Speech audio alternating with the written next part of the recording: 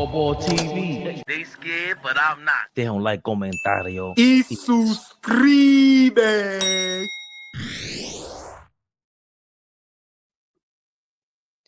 Yeah. It's Friday night. Yeah. What's going on? Top of New York. Tony, what's going on? Rico, come on, man. Danny Berry, what's going on? That's my shit. You just got paid. Friday night, money in my pocket. Ow, feeling right. It's not Getting Johnny Kemp, body right? shaking. Yeah. That's Johnny Kemp, baby.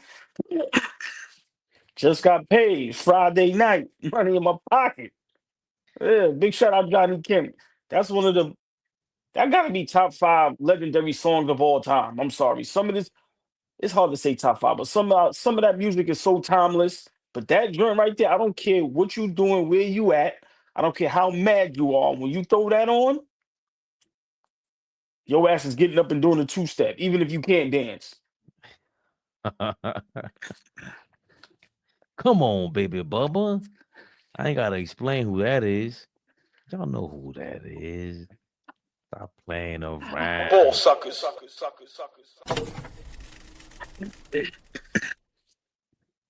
Somebody asked me how you get the extra.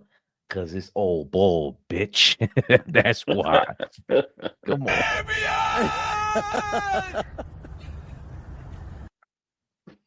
We in the mix. They got some more tricks. Big Knicks. Knicks rehab. Knicks rehab, y'all. Josh Hart, a fellow Nova Knick.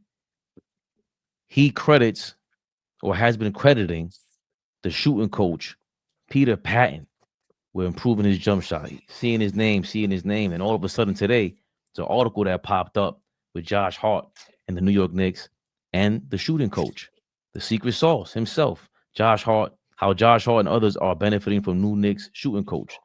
It's an article from The Athletic. James Edwards, he's always talking about the Knicks, breaking it down. They talk about Peter Patton here. You know, he gets visual feedback. He actually shows what you're talking about. Sometimes you can hear it and not really understand it all the way. I'm like a visual learner in a way, so that helps. That's from McCullough, the kid that the Knicks got. And you have also some interesting comments here. Coaches specializing in shooting aren't as common in the NBA as you think. Not every team has a dedicated shooting coach, which considering how much value is put on the skill and how often it makes or breaks a player's development is odd. How Patton got here is interesting. This is very interesting right here, folks. In their first conversation together as co-workers, veteran Josh Hart asked Coach Mike Brown about his plan with his staff and if he could hire a shooting coach to work with him and the rest of the team every day. Mike Brown obliged and he hired Peter Patton. So you see it right there. Josh Hart is saying, yo, I need help with my shooting. We need help with our shooting. Can you please oblige? You do us that favor. Mike Brown did his thing. Wasn't playing any games. Hired Peter Patton, well-decorated individual. And before I move on, Josh Hart said, I'm working with Pete every day on my shot. I like I said before, it was something vital for me to have a shooting coach here on staff that I could work with every single day. Obviously, I had one before, but he lived in Los Angeles. I was playing 38 minutes a game. It was tough to focus on the mechanics. With Pete, I'm able to work on the mechanics every day, even if it's just a little bit. It's a feeling, repetition. This AllBall might go a little bit viral. I was playing 38 minutes a game. It was tough to focus on the mechanics. I don't know if Josh Hart was playing 38 minutes a game, and we could actually, verify that, Josh. But we know he was running through the ground. We know what this means when a player references last year in any manner. And he's the type of dude, him and Jalen Brunson are very careful what they say, especially Thibs, because Thibs is family to them. I know he's beefing with World Wide West Thibodeau is right now, but listen, Josh Hart played 37.6 minutes per game last year. That was the highest of his career by at least 4 minutes. Crazy.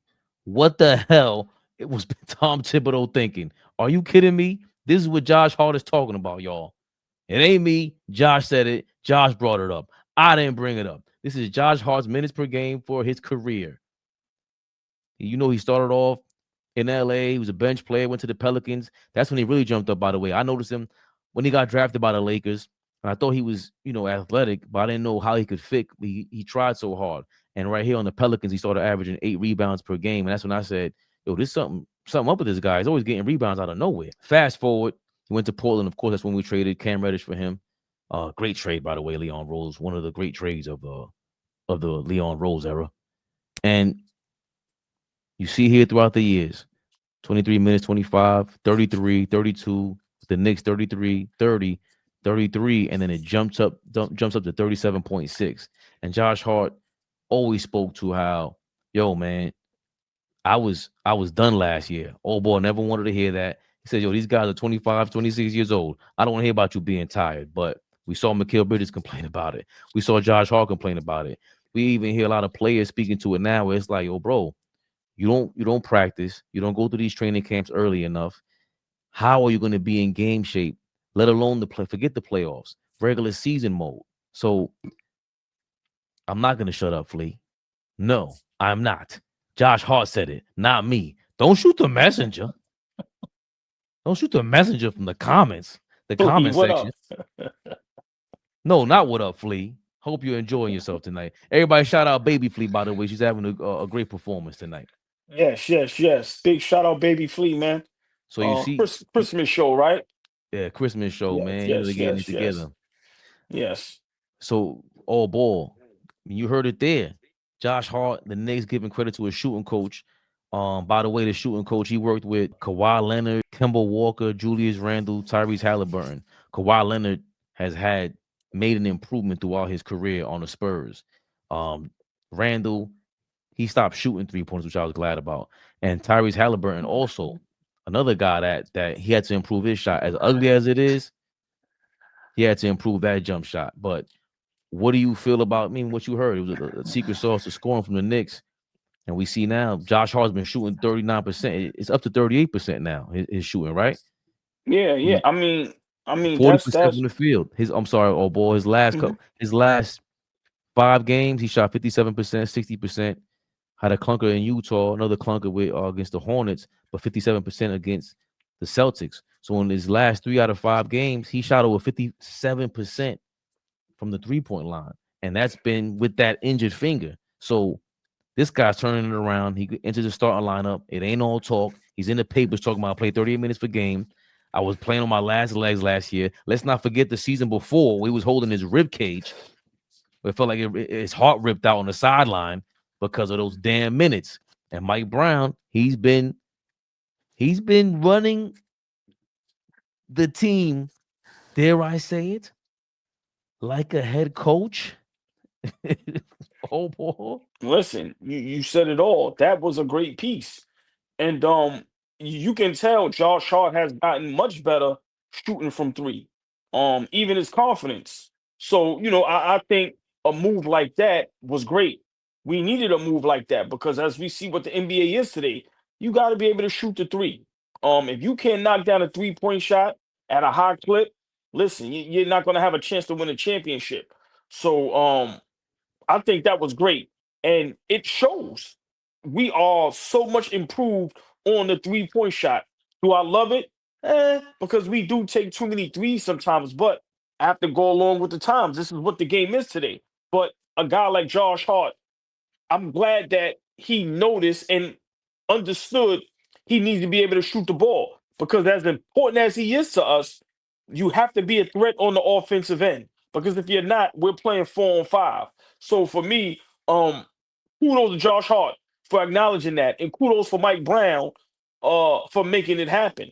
And now it's starting to show on the court. We are a way better 3-point shooting team. And when we're on fire, we're on fire. But a guy like Josh Hart, if he becomes a threat from the outside, Lord have mercy, look out. But to watch OG and Bridges just get better and their percentages go up as 3-point shooters, to watch Josh Hart now have the confidence to where it's actually a good shot. Listen, that's something that you have to be able to do if you want to beat some of these great teams and compete for a championship. So I love stuff like that. And with the 38 minutes thing, I'm not gonna kick Thibodeau in the back. It's listen, it is what it is, man. We already know. I'm gonna be honest. We look better uh right now. That's just guys look fresh. Um, guys look I'm gonna say a little happy. And the game, we just look better. I'm sorry. Listen, go and kick Tom Thibodeau back and fuck Tom Thibodeau. Please Get not your hit his ass out of toppers. here. Please Yeah, not hit yeah. his toppers. Yeah, full Listen, screen. listen, man. Tom Thibodeau, I told y'all, it is a possibility he will never coach in the NBA again, and it is a reason. He's too stubborn, in my opinion. He doesn't know the game from an offensive end. Guys were playing too many minutes. I was one of those that was saying, listen, you guys are young, play the minutes. But it's obvious it was too many minutes. Now that the minutes is being spread around, remember, guys are shooting better from three. So for me, this is a direct shot at Tom Thibodeau. I'm sorry. People may not want to hear it. My brother Flea may not want to hear it, but that's a direct shot at Tom Thibodeau. We cannot ignore that. We cannot. First, it came from Bridges. Now, Josh Hart throwing a shot out there. So we have to believe it. That was a problem. But listen, right now, healthy guys are shooting the three better. What more can I say? Listen, the thing is though. Let's see what happens when we go on the road and when we play some of these better teams. Let's see what happens when we go through a stretch where we're playing Denver, in OKC, in Houston, in LA, and we playing Detroit. Even though Cleveland is a mess, let's see what happens when we go through those type of stretches. When we go through a 10-game stretch, let's see how that comes out because we liable to come on here and kick Mike Brown back in. So, for me, I'm always gonna play devil's advocate, but we cannot ignore how much better, how much fresher we look playing for Mike Brown thus far and playing for Tom Thibodeau. It's the evidence is there, and I'm sorry we can't ignore it. And we got Orlando coming up tomorrow. We'll have a Knicks rehab, of course, following that up. The NBA That's an Cup early. That's tournament. an early game too. It starts at 5:30, so we'll be 5:30. on Yeah. probably around 8 o'clock with you guys. That San Antonio OKC game, Wemby's coming back, Wemby is back. Yeah. so we gonna make that might be a short Knicks rehab, y'all, because we got it's must see TV. Big Wemby in the building, but we got Orlando coming up. We lost to them twice. They punked us the first time at the Garden, punked us again in Orlando, and we got them back after Dirty Desmond playing games. So we got to show improvement. To your point, got Orlando coming up. If we beat them, we play the winner of San Antonio and OKC in this NBA Cup, and that's the stretch we're looking for. Big dogs say whatever we want. Spurs are looking absolutely amazing. Another surprising team, even though it shouldn't be a surprise with a damn phenom like Wemby. They're playing well without him, with them young guns. Major test coming up. No matter what, the next two games are going to be against great opponents at this stage in the NBA. AllBall. Yeah, I 100% agree. Orlando's no pushover. If I'm not mistaken, Ben Carroll's coming back. So He's already back. He's been back. His first game back was with us, if I'm not mistaken. Before when the same game Wagner okay. went down. Okay, so tomorrow is definitely a big game because that's Orlando is a team that we may have to go through or meet up with in the playoffs. And as we know, they tries to punk us, and sometimes they do, and it's just a good team, and they're on the rise. So teams like that, you got to stomp out their confidence. When you give teams like that confidence, and then you meet up with them later on, that carries over. So I 100% agree. These next two games, this is where the Knicks and Mike Brown is going to be tested. You have the Orlando Magic, who's a real, a real thorn in our side when it's trying to get, to the next level. And then the winner of OKC San Antonio. Either team, listen, juggernauts, big dogs. So yeah, I totally agree. These next two games is really going to show what we're about. Knicks rehab.